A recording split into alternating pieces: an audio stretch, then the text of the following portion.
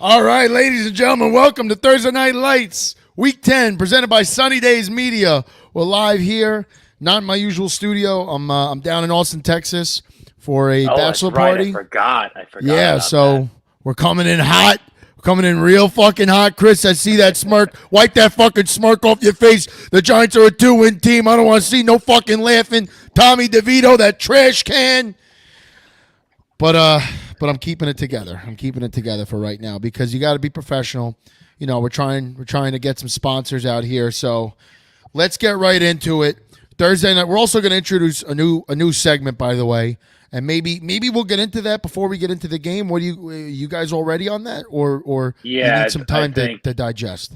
Oh, we probably should have talked about this before we went live, but I do think we should do recap, new segment, game, and then game. Next. Okay. All right. So what? Recap a Sunday? Yeah, like you said it best, dude. Tommy DeVito stinks, and I'm not one to talk here, but Chris, I'm sorry, dude. You guys are in trouble. But like we were saying before we went live, this might work out for you. Chris, let us fucking have it. Let us have it. Where are you at? Are you on the edge? You on the edge of the Throgs Neck Bridge right now? Where are you? No, I mean, like I said, Tommy DeVito is perfectly setting us up, like Ant was saying before we went live here for Caleb Williams or Drake May. I think that obviously we'll see how the Tyrod situation plays out. He's on IR right now, but Daniel Jones comes in. First quarter goes down with the ACL, torn ACL. It's unfortunate, but a couple weeks ago we were talking about a potential QB battle between Tyrod Taylor and Daniel Jones, and now we're sitting here, and in hindsight, and both of them are out pretty much, and now we have Tommy DeVito, the Italian stallion, leading the way for the Giants. So we'll see what happens. We're in prime position, top 5 pick. If the season were to end today, we're number 4. So I think that with Kyler Murray coming back, we could potentially leap Arizona. If we go up to 3 or 2, we got one of those QBs sitting right in our laps, whether it's May or Williams. And I'm riding a high horse. Hopefully that we don't screw it up. Hopefully Merritt's pride doesn't get in the way in terms of trying to win ball games when ball games should not be won at all for the rest of the season. I'm not one to tank, but I would like a quarterback, right, for the future. And hopefully Williams and May come right in our laps. Chrissy, you're putting a lot of faith. You're putting a lot of faith in Kyler Murray right now. Like, is there like I know Fortnite just dropped the new map. When is the next Call of Duty coming out? Because that's going to determine. Like, I hate to be a cliche piece of shit, but Kyler Murray's got his fucking head up his ass. I'm sorry. It's funny you say that because there was a 180 gigabyte Call of Duty update last night, which means Kyler Murray was in his book last night. No way he could play because I couldn't play. I got the new Xbox. It took me like 4 hours. I'm gonna be honest with he you was guys. studying. I think Kyler comes out and shocks most people here. I mean, listen, I don't want to stand here and say the Cardinals are a good team because they're not, but they got some weapons on that team that are underutilized. You know, they got Rondell Moore and then I have no idea how to say his name. I'm gonna butcher it. Hollywood I'm gonna try my best. Fuck Hollywood Brown. Hollywood Brown's always and forever on my shit list for making Lamar look bad. Where's his name? Amari DiMercado. He's been a fucking workhorse. Yeah, he's been a workhorse in fantasy. I picked him up. He's good for like 12 to 15 points a game. And I don't know. I think if Kyler takes the field here, I think maybe there might be a new energy in the locker room. You know, especially seeing how good Josh Dobbs did last week, which we'll get into again. Mm-hmm. Also, fuck you guys for saying that last week sucked. I watched two. They said that on part of my take on Monday. Sunday was the best witching hour I think I've seen. Like, the 1 o'clock window was not, other than the Texans game. The 1 o'clock window was not good. Yeah. What about the Vikings game? It was the same thing. Both those games ended Bro, the same fuck way. the Vikings game. Fuck that game. That's my asshole of the week. That's my fucking asshole of the week. Arthur Smith, you're on my shit list. You are on my bike, guy. You better. It's fucking Christmas time right now. The next time, every fucking time you see one of those good Samaritan Santa Clauses ringing that bell, you better dump out whatever's in your fucking wallet and put it in that little asshole cup thing they have sitting there next to Santa, okay? Because what we saw last Sunday was a fucking joke. A joke. Josh Dobbs was playing Madden. He didn't know the name of anybody on that fucking fucking team, and he ran around. You guys got You got Bijan Robinson. You got Bijan Robinson, the pride of Austin, Texas, where I am right now. Bijan fucking Robinson. You don't give him the fucking ball? Get the fuck out of here. You know what? I'm sorry. Go ahead, Jerry. Talk about the fucking Sunday slate, Jerry, because I'm not even done. I just put the oil on the frying pan right now. I don't even got the meat on. I got my dick in my hand and the avocado oil on the fucking frying pan. That's what I have. All I'm gonna say is that welcome to the world of betting on the Atlanta Falcons, because for weeks 1 through 6, I want to say I was betting either with them or against them, and every single week they found a new way to fuck them, just like they fucked you last weekend. You boys. But yeah, Sunday was a good slate. I think I had a great time.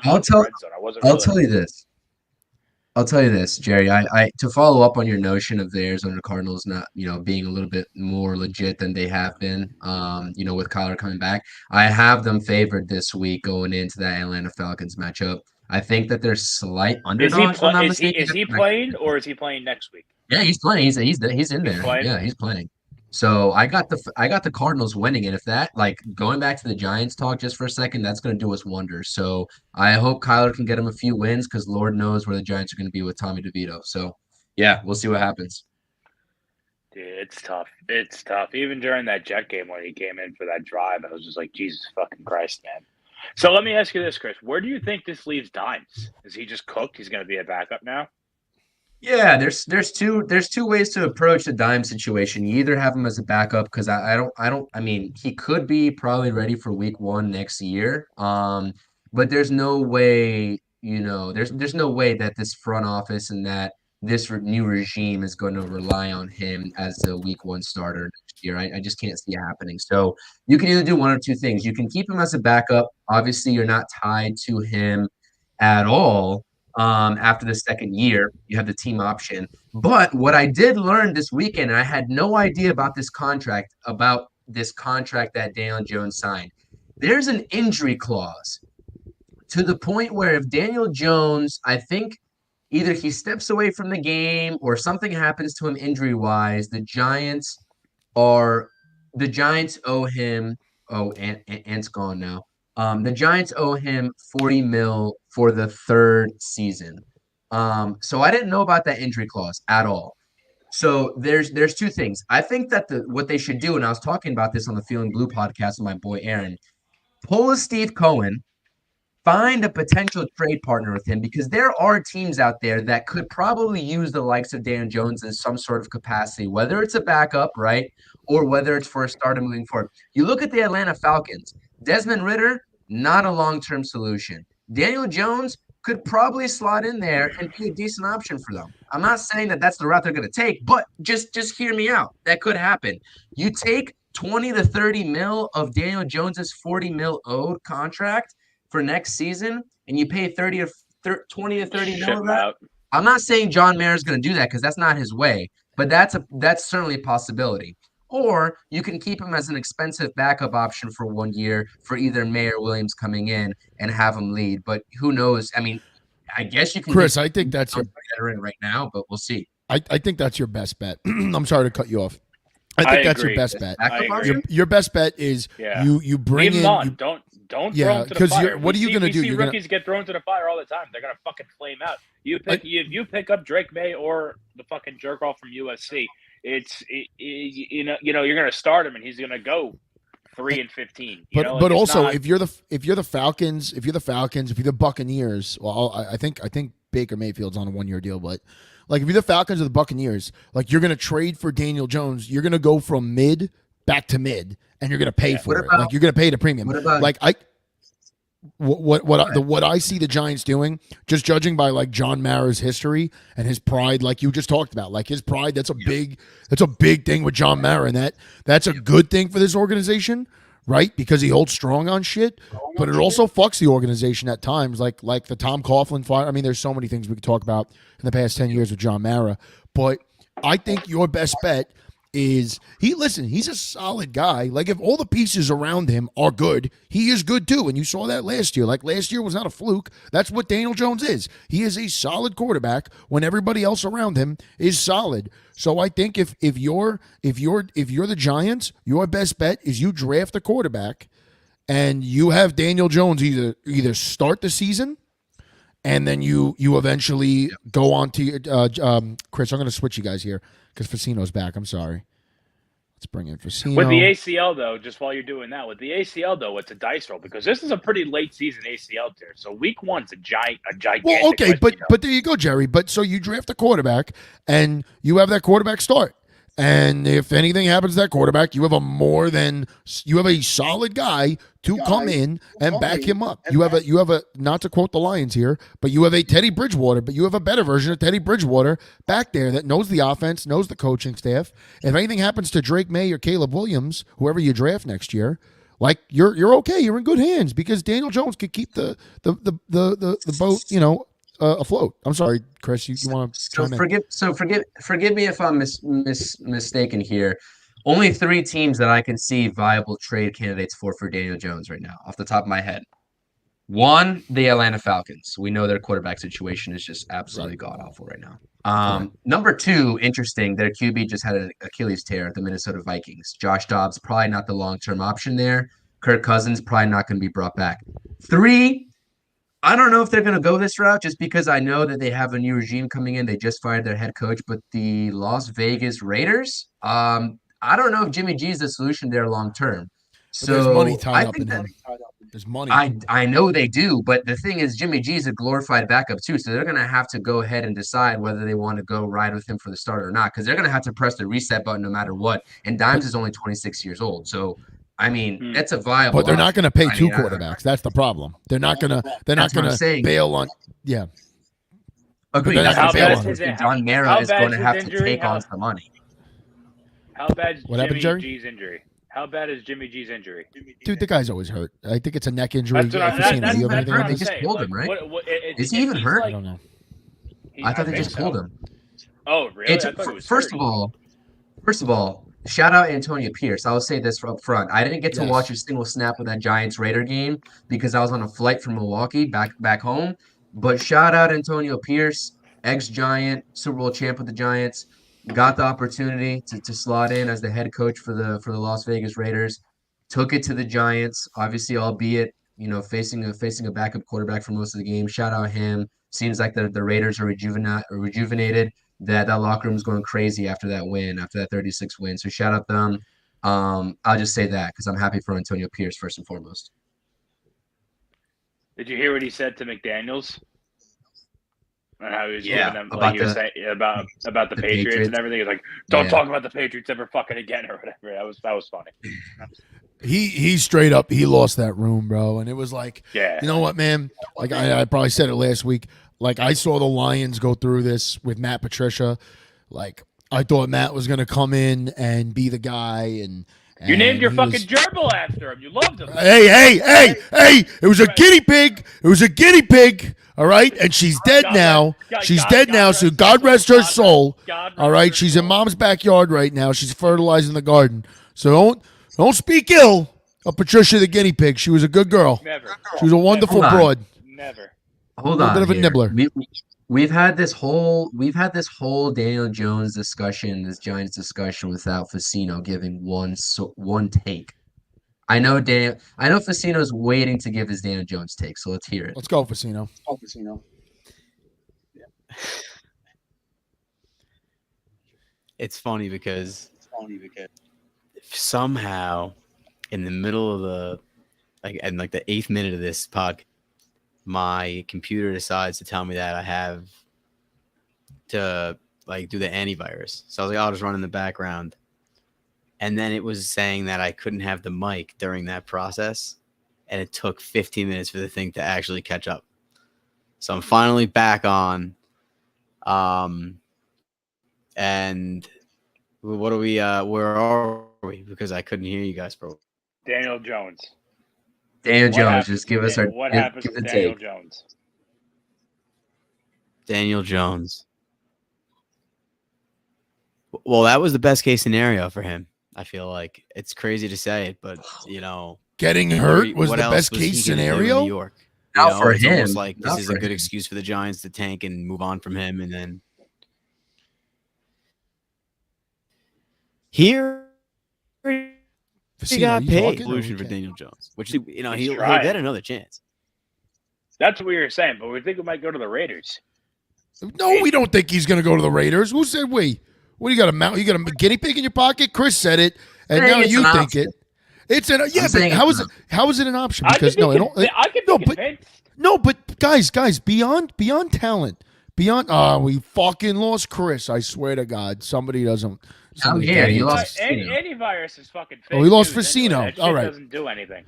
So, I think it's beyond talent, right? Even if Daniel Jones is better, if you're the Raiders, why are you going to? You have a lot of money committed to Jimmy G. That's all I'm saying.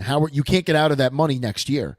So how are you going to get out of that money and now bring in more money? Even if the Giants cover like 3/4 of that contract, that's still more money you're bringing in for a mid quarterback. That's all I'm saying. No, I get it. It makes more sense for the Falcons. It makes more sense for the Falcons because they're not really paying a quarterback right now. That I could get behind. I don't agree with it, but I could get behind. That makes sense from a money standpoint. But if you're the Raiders, you are paying Jimmy G legit QB1 money. You're paying him Daniel Jones money. Is there any advantage for a team to pick up a contract that has a team option after the second year? I don't know if that option transfers over. Of course, there's an advantage. Yeah. So it's a team option. But what's the advantage of bringing in Jones on a torn ACL? I mean, like a guy that can't start till the middle of the year, a guy that's for the Falcons, they have no other choice. What's their choice? Right. Yes, they do. Taylor Heineke. He looked awful last week. They scored 30 points. That's going to lead me into asshole of the week, but that's a separate thing. You know what? Listen, beyond all this Giants talk, because now I'm boring myself here. There was an exciting game last week, right? There was an exciting game. We're going to switch you guys again. And that exciting game took place in Houston, Texas, where the Texans played the Bucks in a game I said was going to go over. Big asshole, dunce cap. Jerry, you had some scuttle on the game. Tell us about the Texans game. Because that was a big game. These are my fucking guys, dude. I love this team. They're scrappy underdogs, and I find them every year. Used to be the Bills, and the Bills got good, and then it was the Ravens, and the Ravens got good. Now it's the Texans, and the Texans are going to get good. It's the fucking never-ending cycle. It's the circle of life. Oh, Zabenya! You know what I'm saying? So, yeah, they look great. And they got, what's his name? The rookie wide receiver that they picked up in the first round that went from zero to hero. Tank Dell. Yeah. Tank Dell. No, not Tank Dell. Not Tank Dell. There's another wide receiver? Yeah, hold on. Noah Brown? Noah Brown. I picked him up in fantasy. He had like 200 yards. He was going great. CJ Stroud looked amazing. And again, if you're the Panthers, and they're playing tonight, so we'll get to them in a little bit. But if you're the Panthers, you got to be kind of kicking yourself in the dick here, saying like, why couldn't we? Like we made the wrong choice. We traded up and we took number one. We took the wrong guy at number one. But also to their credit, I don't think everybody thought Bryce Young. Everybody thought Bryce Young. I don't think it's his fault. I don't think it's his fault because a lot of people see a lot of promise in Bryce Young, and it's there, and it's early, and the Panthers are just a dog shit team. You can't do anything when you're a dog shit team. I mean, I don't know what's going on with the Texans, whether it's, D'Amico Ryan just coaching his balls off, looking good there, or like if they're just playing like they have nothing to lose because they don't. So, just keep riding it while they're hot. I think that was their fifth or sixth win. I think it was their fifth win. They look outstanding, and I'm going to keep playing them week after week, and I'm just going to keep, getting money. Vegas is going to catch on eventually, but I don't know. The Texans are the most excited football team. While we're on the Texans, they have did my eyes deceive me? Did they throw out a position player to go kick a field goal this past week? Yeah, I think that was I thought that was the Colts. No, it was them too. It was Texans. Texans. Yeah, that got hurt. That was money. Yeah. They had to kneel down on a 2-point conversion at the end of the game because they didn't kick a field goal and they didn't want to put put the Buccaneers in a place where they can kind of tie it up or whatever. So it was a very strange occurrence there. Yeah, that was an exciting game, and it didn't start out hot. It started out like relatively normal, but I think they just had an explosive third, end of the second, explosive. Also, third, on the other quarter. side of the ball, while we're sucking off the Texans here, you know who deserves his Oh, roses? Baker Mayfield, dude. Baker Mayfield, he was keeping them in that game. He had a couple of drives back to back, couple scrambles. Yeah. He was looking fantastic. I don't want to say fantastic. That's a little bit of a stretch of a word, but Baker earned his paycheck that week, man. He kept them in the game, and that kept them so close. The Buccaneers, they're not in a great spot right now, but they're lucky to have a guy like Baker Mayfield. You know, Baker's doing everything possible to propel the Buccaneers. Like he's if the Buccaneers don't want to give him a contract, like, man, if you're a team out there that needs a quarterback and you're in a flexible situation, like Baker's got to get a job somewhere. It should be Tampa. It really should be Tampa. Like, he's already there. They love him down there, but like, he deserves he is a legitimate starting quarterback in the NFL. 100%. Yeah. This guy's good, man. Runs all over the field. You know what you're going to get out of Baker Mayfield? Baker's going to overthrow a couple of receivers, right? Like, Baker's going to make his mistakes. Yes. But he's also going to fucking light it up and come out of nowhere with these deep passes. He's going to scramble for 1, 2, 3, 4 first downs in a game. Like, he's literally going to put his body on the line to win a game every week. And is it very college-esque? Yes. Does it relate? Does it eventually lead to injuries? Yes. But you know what, man? Give me that guy 10 times out of 10 over the guy that's sulking, over the guy that's yelling at his receipt. Like, you never see Baker doing that. You never do. Like, what did we hear about Baker? Oh, immaturity. Was it immaturity, or it's a guy that gets amped, that gets excited, that plays with the crowd, right? Like, when did we hit a point where that's a bad thing? Immaturity is doing dumb things off the field. But you know what? To Baker's credit, after college, you saw none of that from Baker. Yes, did he get arrested? Sure. Okay. Got arrested in college. Like, since he's been in the NFL. Jones. Yeah, okay, yeah. So, like, dude, guys do dumb shit, and to Baker's credit, he's kept his nose clean since he's been in the NFL. He's done nothing but put his body on the line every week. He's basically a kid that, like, was too small to play middle linebacker but has a rocket of an arm. Like, that's what he reminds me of. He's a kid that should be playing linebacker. He's excited. He's amped up. He's talking shit. He's running all over the place. And, like, Facino, like, tell me you wouldn't want to play next to a guy like that in high school. Like, tell me you wouldn't want a fiery guy like that running around the field, getting you amped up, getting in your face. Like, that's what I'd want. Facino, is your mic on? You're killing me. Oh, my man dude. Is struggling. He's struggling. Facino.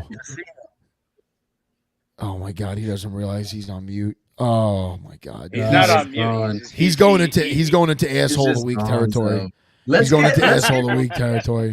get into the Jets, man. Let's talk about some Jets football. Chris is rubbing his palms. He's rubbing his palms. You piece of shit, Jerry. We're gonna shit on the Jets. No. I will say this. I don't care for Jets losing. I don't care for rubbing it in. I just want to talk about Jets football because all this Zach Wilson crap has got me sort of angry. I've been saying it from day one. It's unfortunate what the injury was.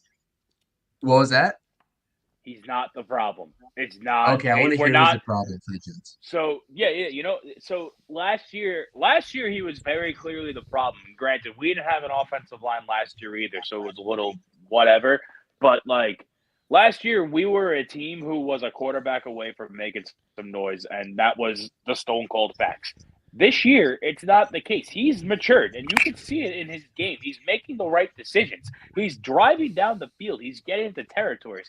But there's nothing you can do to, you can't make chicken salad out of chicken shit when you're driving down the field and you throw, 20 yards to Garrett Wilson, 15 yards to Lazard. You're driving. Breece Hall picks up a couple of yards. You're in the zone. You're on the fucking Chargers 45, ready to go. And even if you can't get in the end zone, you pick up 3 points. Awesome. You can't do shit when on 3rd and 2, you fucking let up a sack for 15 yards because your quarterback is running for his life because you're letting every one of their mutters into the backfield. You can't fucking do anything about it. You just can't. So with that, we're not going to do – I don't give a shit if it's Zach Wilson under center. I don't care if it's Joe Namath under center. We're not going to be able to do anything without an offensive line. At this point, fucking Rodgers should stay on the sidelines because he's just going to come back and get his shit kicked in. There's no point for him to come back because he's not going to be able to do anything. He's going to tear his other Achilles. Chris, before you chime in, let's get Facino because odds are Facino's antivirus is going to fuck him in the ass again and we're going to lose him. So here we go. Asshole of the day, Anthony Facino. Let's hear it, you solar panel motherfucker. What do we got? What's wrong with Zach Wilson? I'm good for the rest of the podcast. Bullshit. Test results determined that was a lie. I'm better on my phone. This is way better. So the Jets are one of the worst offensive teams in the history of the sport for 50 years in a row. It's one of the most impressive things because the coach is never good. The offense is never good. The GM is never good. But the defense is good every 5 years. So every time we get a defense where we scramble to get a quarterback and then we fuck it up and then we're looking for a quarterback while we have no defense, we get a great pick. Then we try to build a guy with no team, and we finally get a good defense. But that quarterback sucks because we don't know how to develop quarterbacks. And it's just a vicious cycle. But of all the vicious cycles that the Jets have been through, this is by far the worst quarterback that they've ever had. They since they've drafted him, he's started 30 games. So he's semi-healthy, not really. He has been benched countless times. They took his jersey. They gave it back to him for no reason. I mean, we were there at the Jaguar game when they took his jersey away. The fans booed so loud that they had to take him off the field and put in Chris Trevler. And then they got the loudest ovation of the night. It was during a TV timeout. They rolled him out there, and he went to fucking call the play. And then the fans literally took him out of the game. And what bothers me is when you really think about it, you know who knows best? The top row of the stadium. If you can't fill the top 15 rows of a stadium, you need a new quarterback or you need a better team because the top rows of the stadium aren't going to get full with Zach Wilson because they know that the team has no chance. That ticket isn't worth $30 to 15,000 fans. Think about that. You couldn't sell that ticket to a fan just to go for mad cheap. They don't even want to go. Well, it doesn't help that it's a disaster getting in and out of MetLife Stadium. It's a disaster getting there. It's convenient. If the team had it's convenient if you live in Jersey, and that's it. If the team had a quarterback, the stadium would be packed because it was week one, and it never was really again. And every single week, it gets worse because we know exactly what we're going to get. In his 30 career games starting, the guy has thrown 20 touchdown passes. They've scored less than 13 points 14 times. So 40% of the time, you're going to tell your defense you can't let up 2 field goals and a touchdown. That's absurd. And the defense is trying their hardest to just not let up 2 field goals and a touchdown. But sometimes they can't. Sometimes, because it's the NFL and it's offense is king, they're going to let up 20 points. If the Jets scored 20 points a game, they'd be 13 games over 500 in their last 30 games. Think about that. So at the end of the day, it doesn't matter who the offensive coordinator is. It doesn't matter who the coach is. It doesn't matter who the receivers are or the running back or the offensive line. No. The quarterback, because Matt. No, Facino.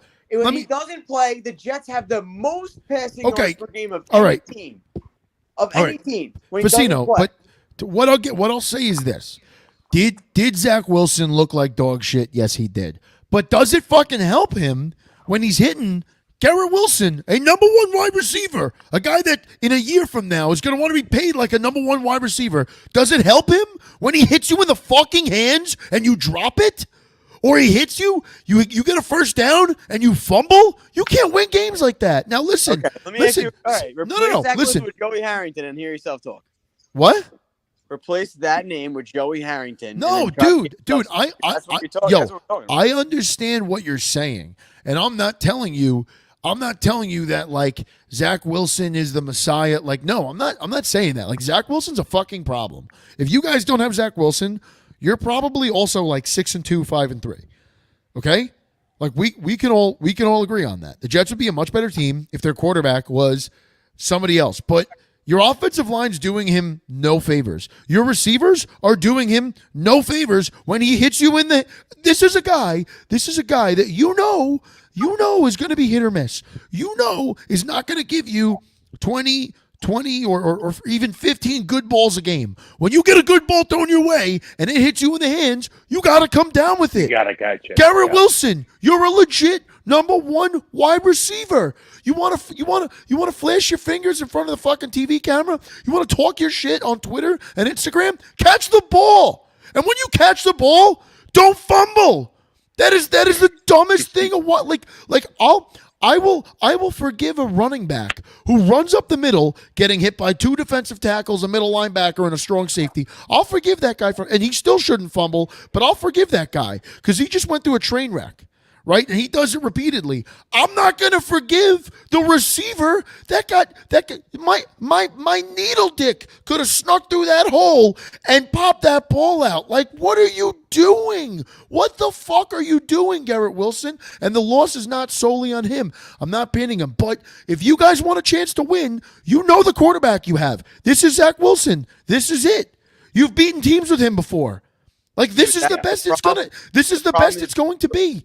Yeah, so but work with it.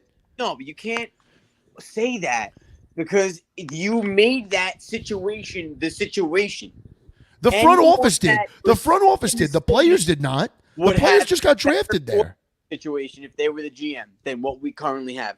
You had 8 weeks. The guy got hurt week 1. You had 8 weeks to sign a guy like Carson Wentz. It's pathetic that Carson Wentz was Carson Wentz going to make this any better? No. Like Come on, let's be very real. By far. Go look up how many points per game teams score with Carson Wentz. Go look at what his points per game is. He hasn't had the best teams around. Yeah, in the past, okay, wait a minute, no, but that's going to be juiced from playing with the Eagles. Look at his number on the Colts. Look at his numbers. Look at his numbers in Washington, dude. They're not good. They're not good, dude. He was very good in the Colts. Go look up there. Oh my God, Facino. Points per game, because that's what we're talking about here. An average of your body of work. How many points per? Let's see his touchdown to turnover ratio. Let's see that. Let's see his overall touchdown to turnover ratio in Indianapolis. And I can tell you it's probably pretty close to 50-50. Dude, he's not good. He never was good. He played on a phenomenal Eagles team that went to a Super Bowl and won one with a backup quarterback. Nick Foles has done nothing since that Super Bowl, and you should know that because your Jaguars signed him to a monster deal right after it, and he did nothing for you guys. Nothing. And that alone should tell you how good those Eagles teams were and how great a coach Doug Peterson is. Would you sign up for Someone tell me a lie. Someone tell me I just lied. How about 27 touchdowns? 27 touchdowns and 7 interceptions. Would you sign up for that if you were Zach Wilson? What would you think the Jets' record would be if Zach Wilson had 20? How many fumbles? How many fumbles? How many fumbles did he have? Because those are turnovers too. How many times did he fumble and turn the ball over? How many times did Zach Wilson fumble on Monday night? I'm asking you about Carson Wentz. How many more times did he fumble and turn the ball over? Find that. How many times did Carson Wentz fumble? 8 fumbles. 8 fumbles. Okay. That's all right, so not that bad. you know. Hold on. That's awful. For a second. Because that's terrible. You know why your argument's skewed? Because the year Carson Wentz was the year you're talking about when he was a Colt, that was Jonathan Taylor's fucking MVP season. Well, guess what? You want to talk about points per game? Yeah, thanks. Go to his Washington numbers. What are his Washington numbers? That's the most recent team. Go to his most recent team. Go to his Washington numbers, and I'll tell you he's close. He's close to 50-50. I'm telling you right now because we played him last year. We sacked him like 6 times. Yeah, Carson Wentz is not it. He's not it. Carson Wentz is not it. And if I'm a general manager, I'm not. I'll give credit where credit's due to the Rams. It's a good move for the Rams because Brett Rippon sucks. But how is it not a good move? With Matt Stafford, but how is it not a good move for the Jets? He scores he wouldn't be able to survive it. He wouldn't be able to survive in a New York climate. He would get eaten alive. No, he would be celebrating because all he'd have to do is score 18 points. And he would. I can see both sides of this argument, man. But the bottom line is, get off the fence, Chris, you piece of shit. Both sides. Come on. Pick a fucking side. Pick up, you bipartisan piece of shit. Football. I'm sorry your freaking team had a bye week, and we can't sit here and gloat about a freaking Lions win as much as I know you. I waited so long for this, Chris. So long for this.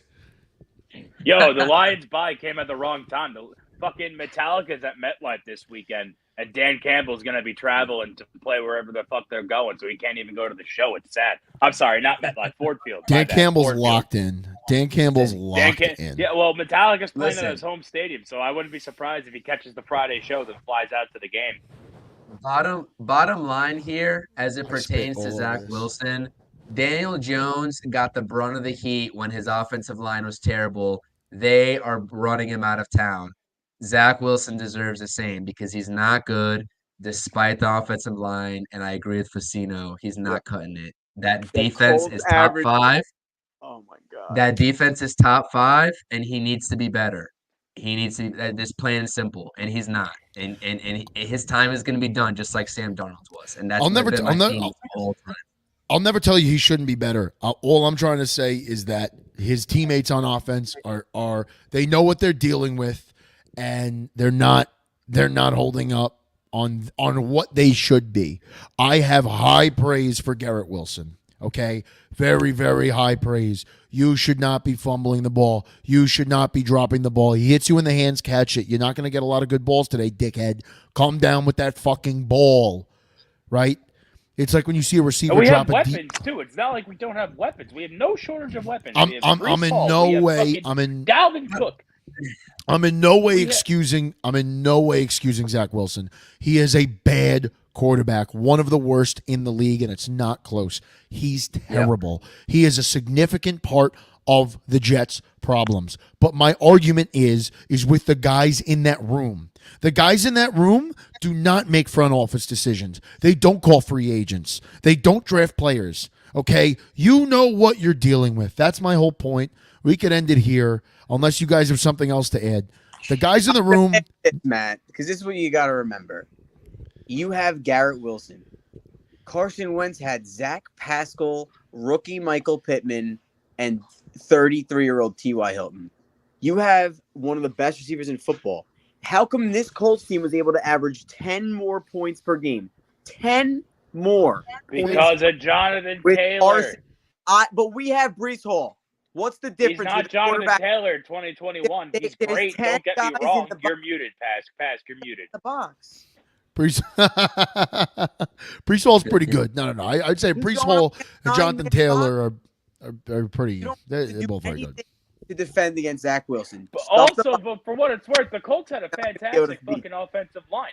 You could be as good as you want to be with Breece Hall, but you're not going to go anywhere if you guys aren't blocking for you. That's the root of this problem. The root of this problem is the offensive line, plain and simple. The root of the problem is Zach Wilson. The root of the problem is Zach Wilson. Like that. That's a fact. He's just bad. No, it's a problem. But what does that? What does it say to the team that you're still starting him? Because the team now is eventually they have another option. Yeah, but they at some point, because last year they were wearing Mike White shirts. Now they're just lying to them. Mike White's a lot different than Trevor Siemian. All right, guys, we're beating it. The bottom line is, they deserve the locker room to explode. They deserve that. The player there to be a mutiny. They deserve it. The Jets defense deserves to be able to throw Zach Wilson off the fucking plank. Yeah, it's Zach funny. Wilson might be Pask, but Zach Wilson might be retired if it wasn't for Garrett Wilson already. I mean, he single-handedly won that Giants game, to be honest. Zach Wilson might not even be in this league without Garrett Wilson in previous games. So I'll just say that. We can talk about Garrett Wilson funny to me. all we want. That's it. It's very funny to me how bad the Giants are, right? And the Giants are like really bad, like bottom barrel. It's terrible. It's terrible. We talk about the Giants for like 10 minutes, and no one's blood pressure goes up. It's just, yeah, Danny DeVito, the guy's a fucking pastrami sandwich, blah, blah, blah. And then we talk about the Jets. We talk about the Jets, and Jerry's having a coronary. I'm about to flip this fucking table. Vecino's selling solar panels, and Chris is just observing all this, saying, look at these fucking three assholes. But you know what? I'm going to make an executive. We have something to fight for. We got something to fight for. We got something to fight for. It fucking matters, dude. No, I've never gave a shit. That's a lie. But I've never cared more about a Jets team than I care about this year. Going into the year, the thoughts were high. I was ready to go. And every Sunday I watch this team consistently. I don't want to say I get let down consistently because that's not the case. But, I don't know. Move on. Asshole of the week. Go. Yeah, asshole. Like, asshole. Had the best team in the fucking league, but they were like, we're sticking with DeVito. We love him. We feel like he's close. No, DeVito is not Zach Wilson. Don't compare those two. No. That's who it is. Replace the names, and you have the same fucking player. Just replace one. No, dude. First of all, Vecino. Close, though. Jesus Christ. First of all, one. Look at what DeVito's line was. He's got a vowel in his last name. He's from Jersey. One guy knows Sunday sauce. The other guy bangs MILFs in Utah. These people are not the same. They're not the same. DeVito also can't throw. Neither can Wilson, but that's either here nor there. Wilson, he cannot. Yeah, I know. All right. The ball. All right. Listen. We all agree Zach Wilson's not good. We have to move on. We're at 41 minutes here. I'm trying to introduce a new segment here. I'm also I'm trying to do this before all these Michelob lights next to me start to kick in. Okay? So, new segment, Asshole of the Week. And for those of you who grew up with a television and cable will know what Good Noodle of the Week was. If you watch SpongeBob, you know what the Good Noodle was. So, let's start with Asshole of the Week because that's more fun. Does anybody want to start? Do you want me to start? You tell me. I'll go first. Go ahead, Jer. Go ahead, Jer Bear. I'm gonna change up Philly my asshole Goose, here. you. I'm gonna change up my asshole here just because. Change up your asshole. We just beat it into the ground with the Wilson talk and everything. We know our stances. My original was gonna be the people calling for Zach Wilson's head because it's not his fault, the offensive line fault. We just talked about that, whatever. My asshole of the week are people who. So I'll tell a story. So Monday night football, I was out bowling. I'm practicing for a tournament for work here. It's going to be a great time. I was out with a couple of guys from work and their wives, and I was talking about. Did Big L go? No. She was working late. So when I was talking about the Jet game, right? Now, I'm from New York. We're all from New York. Chris is New York blood. He doesn't eat whatever. We know the backstory there. I was saying he's a Union man. I was saying the Jet game. No S, just the Jet game. And one of the guy's wives, not to my face or anything, but after the fact, and he told me the day after at work, he was like, yeah, my wife liked you, but she kept getting pissed off because you kept saying the Jet game. There's an S. It's the Jets. It's the Jets game. No. I don't know about you guys, but I was starting to think about this. When you go to a game, you say, oh, I'm going to the Jet game tonight. Oh, I got tickets to the Met game today. Like, you want to come? I'm going to the Knick game. The Yankee game. That's what I'm saying. You never refer to the team with the S when you're talking about that. And my asshole of the week are people who are going to call you out for leaving out that S because there's no reason for I have to say that fucking S. It's a singular team. I understand why. You're basically calling out your buddy's wife. A little bit, yeah. I'm sorry. I'm a little upset about this. Like, and I've been getting shit. People are busting my balls about this. It's like, no, like this is common. Is your buddy gonna see this? I don't think so. I kind of keep this close to my chest, and I try not. I talk about it at work, but I kind of don't let people watch it because I don't want them to have more fuel to the fire to bust my balls about. So I haven't sent the link to anybody, but if they are watching, I'm sorry, dude. But for what it's worth, that really fucking grinded my gears a little bit. Like, I'm sorry, your wife was a lovely lady. I'm sure she's great. And I hope to hang out with her again soon. But to nitpick me on something like that, like, come on, lady, come on. I have a question, but I don't want to ask it. Are we all in agreement here that without that S, like it's kind of like that's kind of the right nomenclature, or am I in the wrong? Like, am I the asshole? Whatever I'm going to say is going to get me in trouble. So you guys don't say it. Do not say it. Don't say it. I don't know. Maybe she speaks proper English, and I'm the asshole here. And if I am, I'm sorry. But I don't know. It was really because I was saying, people were busting my balls about this, and I was just like, "What the fuck?" Like I've never. I'm with you, Jerry. Going to the Ranger game tonight. You want a ticket? You know, like I understand there's an S in the name. I get it, but like you leave that out when you're talking about going to the game or watching the game. I don't know. That's just how I was brought up. I agree. I agree. Like a Seinfeld bit. Yeah. Oh fuck. All right, sorry. that's my asshole of the week. Who's next? I'll go. She's not an asshole. She was a lovely lady. You called her an asshole.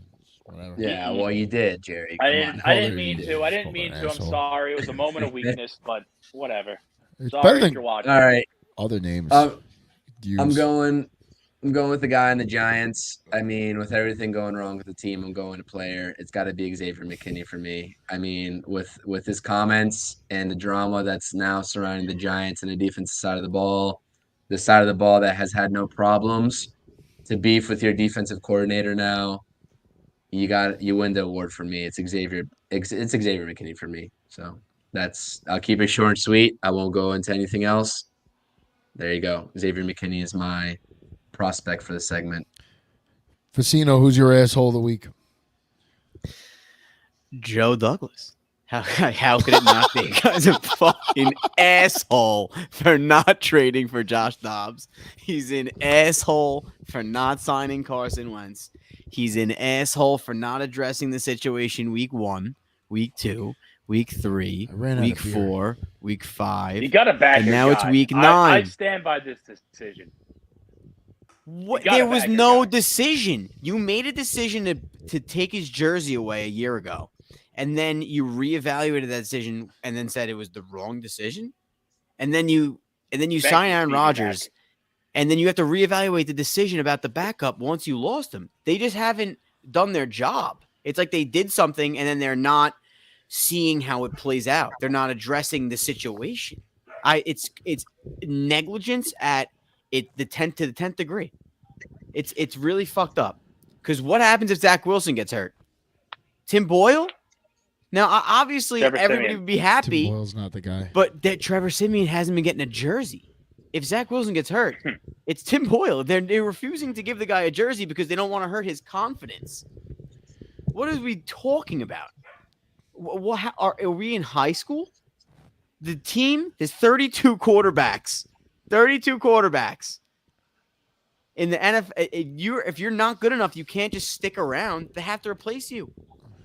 It's really sad. So You're not he's wrong. my asshole of the week. It's asshole of the week. All right. I'm going to move this along. I got 2 assholes. All right? No, I actually need this because I got a point. I got 2 assholes. Okay? I'm going to use my mic stand here. I got 2 assholes. I have an asshole of the day, and I have an asshole of the week.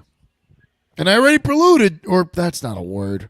I already talked a little bit about my asshole of the week, but I'm going to talk about my asshole of the day.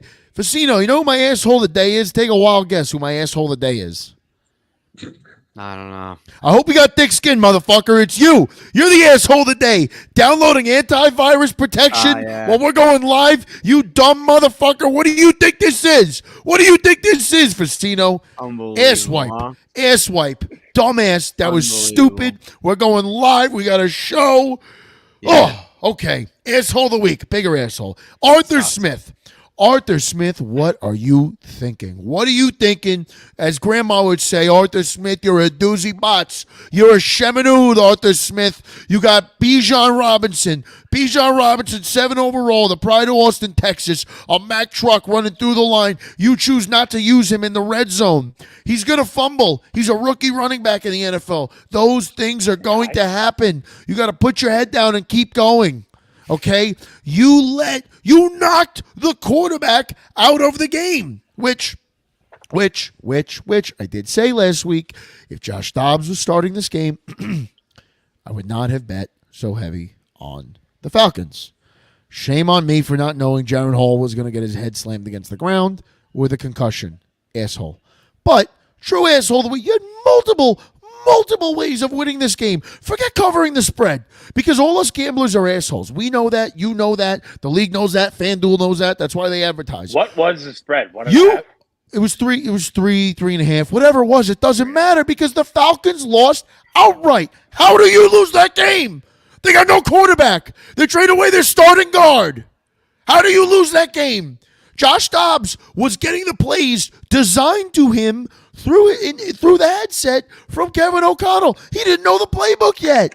He was running for his life, and he beat you. He fucking beat you, and everybody was watching. Superstar. No, he's not. Josh Dobbs has gotten traded 4 times for a fucking he's good. Listen, if Josh Dobbs is your backup quarterback, you are in good shape, and God bless you. I love to have Josh Dobbs. Shape. Yeah, dude, I wish I was in good shape too. The doctor just yelled at me the other day when he had me step on the scale, but that's another point. Josh Dobbs is a good backup. A good backup. But there's a reason. The Cardinals didn't say, you know what? Fuck all this nonsense. We're going to stick with you and build around you. There's a reason in Pittsburgh he lost his job to Mitch Trubisky, or rather didn't win the job over Mitch Trubisky. He was a Steeler? I didn't know he was a Steeler. That's how irrelevant Josh Dobbs was before this. He's been on 4 teams. This is his 4th or 5th team. Whatever it is, guys. Arthur Smith, I mean, like, what are you doing? You have a great defense. That's stout. That's a stout defense against the run. It's a young pass defense. You're not gonna go in the playoffs and make noise, but there's no excuse not to, one way or another, get a playoff spot this year, whether it's via the division. And you really should win the division because the Panthers suck. The Buccaneers have Todd Bowles, so they're only going to go so far. And who's the other? The Saints. The Saints are going to shit down their leg in December. You know that. We all know that, right? Dennis Allen can't coach an offense. Like, if you're the Falcons, you're an offensive-minded head coach. You came from a run-first offense in Tennessee. You got Derrick Henry 2.0 and Bijan Robinson. Like, maybe not by size, but by style of runner. You should be able to do more than this. So, asshole of the week, Arthur Smith. All right? We all said our assholes of the week. Good noodles of the week. I'm going to start this one out. And let's be quick here. We're at 51 minutes. We still got to break down the Thursday night game. Joe Burrow. Joe, you won me a lot of money. I appreciate that. 348 yards, 2 touchdowns. Never a doubt against the Buffalo Bills. The Bills are a team that are somewhat falling apart. I shouldn't say falling apart, but they're not living up to expectations. I think we could all watch the Buffalo Bills and say this is not the same Buffalo Bills of a year ago, 2 years ago. There's clearly something off. I attribute a little bit of that to Brian Daboll leaving. I think he had a much bigger presence there than we all imagine. But, credit to Joe Burrow, man. The Bengals are like turning their entire season. This was a team that I think we knew it was coming. We knew it was coming. They were 0-2, 1-3, whatever they were, and we were saying, I don't know about the Bengals, and maybe they can't do it this, maybe they're not, maybe they're falling off, maybe. No, bro, Joe was just hurt. He needed to get better, and we're seeing the fruits of that labor right now. So that's my good noodle of the week. Jerry, who's your good noodle? Let's go in order. Jerry, Facino, and Christopher. My good noodle is C.J. Stroud. Because C.J. Stroud is a goddamn rock star, and he's going to be around for time to come. I don't want to throw him in the upper echelon just yet, because who knows if this is just a fluke in a really good season. But time will tell. I think we're seeing a lot of big things out of him. I think he's playing out of his mind. I think he's the obvious candidate for offensive rookie of the year.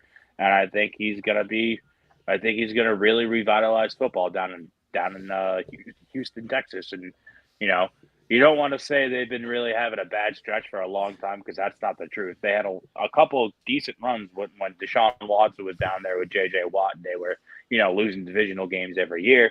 But they're back in the fold here. And again, I wouldn't really be surprised if we see them making deep runs in, a year, 2 years' time. Facino, good noodle of the week. I'm going to go with the guy that didn't play. I think Trevor Lawrence is having a really good season. And when C.J. Stroud throws for 470 and 5 touchdowns, it's like one of the best games you could have. But you know what? I mean, the guy's a rookie, and as soon as someone does that, people want to just, overreact. And you know what? People are thinking and ranking C.J. Stroud ahead of Trevor Lawrence as a quarterback right now. Yeah, I wouldn't go that far. I think that's asinine. I think that. I just want to say something about when you know you're good is when people have something to say about you. So the first thing that people started saying when CJ Stroud was playing well is how bad Trevor Lawrence is. And it's, by stats, he hasn't put up a crazy, numbers year. But last year they came back from 10 points down in the second half 5 times. Last year they had to throw the ball all over the place. This year they're running the ball well. He's getting up to the line of scrimmage. He's making the right plays, right reads. They go down methodically down the field. They score a touchdown. Then they go and the defense plays well. And they're up by 14. And then they don't have to throw all the time. You don't want to throw. If you have a good running game, why throw? So his stats haven't been great, but he drops back and he freaking makes the right read every time. The guy is so impressive to watch. So he's my good noodle without playing. Christopher, good noodle. Good noodle. The Baltimore Ravens and Lamar Jackson absolutely routing the Seattle Seahawks in what I thought was going to be a closer game. They went out there, handled business, stood on business, and they improved to 7-2. It's a team that I've been questioning because their injuries and just the overall personnel. It just seems like it's a little bit lacking, especially to make a deep playoff run. But they get it done in the regular season time and time again. That's a testament to coaching, Lamar Jackson, and all the supporting cast. So I'm going to go Lamar Jackson and the entire Baltimore Ravens squad for handling business this week. All right, let's get into Thursday Night Football. There's a game on tonight? We're getting close to it here. It's 7:03. Yeah. Well, actually 7 my time, 8 your time. Game's starting about 10 minutes. So let's wrap this up here. Chris, let's put your bet on right now. And Jerry, I'm going to edit yours so that we throw it up. Mine's simple. Oh, no, that's mine. All right, Chris. I'll take it away. Yeah, Chris. So I'll take it away. Panthers plus 6.5. I think no Justin Fields. I think this could be a close game. I do like what this Bears backup QB is doing. I think he's keeping these games competitive. Understand that he's a rookie as well. A little impressive, but hopefully Bryce Young and the Panthers can keep it a close ball game. And so I think they do keep it close within a touchdown. So I got them plus 6.5. I'm going to parlay this with Cole Kmet. Kmet's a dog, man. I'll tell you this. He's one of the best tight ends in the league, definitely top 10. I got him scoring tonight, anytime TD. I think it's plus 240 by itself. If you want to just buy those points right there, buy that money, buy that value. But I'm going to parlay it with the Panthers alternate spread, as well as DJ Moore alternate yardage of 40 plus. DJ Moore should get 40, no problem. His over-under is 56.5. So gonna go ahead and mitigate that by about 16.5 yards. Call it an even 40. You're at plus, what was it? Plus 626, somewhere around there. Nice little $60 on the dollar for $10 if you put in 10. That's my bet. I got one bet going today because this game is absolutely horrible, like all of Thursday Night Football games are. So that's what I got. We'll see what happens. No, that sounds good. I'm with you on the Kmet train right there. I think I don't want to say the league's like tight end orientated because that's not true. But obviously, we know who the guys are when they play tight end. There's like probably 3 guys you can depend on, in Hawkinson, Andrews, and Kelsey. And I think Cole Kmet's slowly finding himself in that conversation, especially now with Dallas Goedert going down with the broken arm from last week. Lord knows how long he's going to be out for. So that's big for the Bears. At least there's a shining spot in their offense. Mm-hmm. Facino, where's this game going? Oh, sorry, Jerry. I was just going to go next because mine's on the screen. But yeah, the under, plain and simple. This game, Chris said it best, this game is dog shit. And the fact that this line is set at nearly 40 points, I think is a stretch on its own. I think, honestly, this game might be a 12-7 game or something like it. It's not going to be good to watch. The Rangers are on. If I'm you, I'd probably watch some hockey tonight and not even flicker on to Amazon Prime. But that's just me.